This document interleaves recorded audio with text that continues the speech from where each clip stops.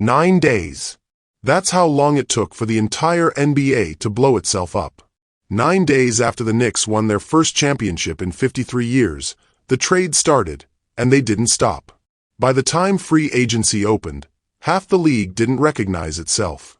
Let's walk through exactly how it happened. It started with Giannis. For a full year, rumors swirled that the Bucks might finally move their two-time MVP. Nobody believed it would actually happen. Then it did. Milwaukee sent Antetokounmpo to Miami for 4 players and 4 first-round picks, ending a saga that had hung over the league for 12 straight months. The Heat didn't just get a superstar. They got a statement. Before fans could even process that, Kawhi Leonard was gone too. 6 seasons with the Clippers ended in a trade back to Toronto, the franchise he'd led to a championship years earlier. Leonard had made it clear he'd only extend with the Raptors.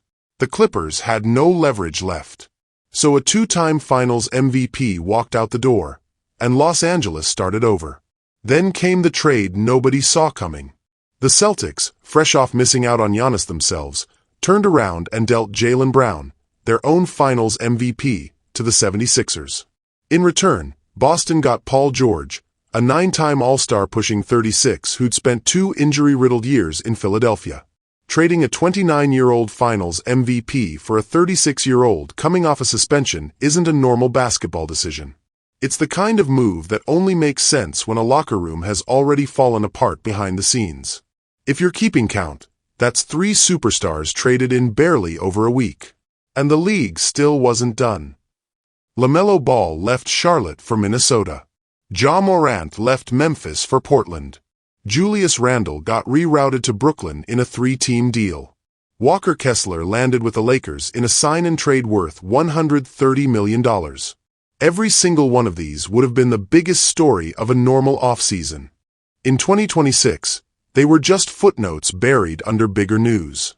And the biggest name of all hadn't even moved yet. LeBron James told the Lakers he wasn't coming back. After 8 years in purple and gold, after building a franchise around him twice in 2 different decades, LeBron walked away, and the entire league turned its attention to where he'd land next. Golden State cleared the runway when Draymond Green declined $27.7 million just to open up space to chase him. Denver reached out too, dangling a chance to play alongside a 3-time MVP. For a player in the twilight of his career, that's not a farewell tour. That's one more roll of the dice. If you're new here, this is exactly the kind of story we dig into. Not just what happened, but why it happened, and what it means for what comes next. Stick around for more. Underneath every one of these moves was the same quiet threat. The second apron, a luxury tax rule so punishing that front offices now talk about avoiding it the way players talk about avoiding injury. It shaped every negotiation this summer, forcing teams to gut rosters just to stay compliant. The Knicks, the reigning champions, spent the offseason losing key bench pieces just to stay under it while the rest of the league reloaded around them. So by the time Summer League tipped off, the league's map had been redrawn. A 2-time MVP in Miami. A Finals MVP in Philadelphia. A championship core dismantled in Boston. A 4-time champion searching for a new home entirely. 9 days after a title was won, the team that won it was already looking like an outlier in a league that had rewritten itself around it. Which move do you think ages the worst?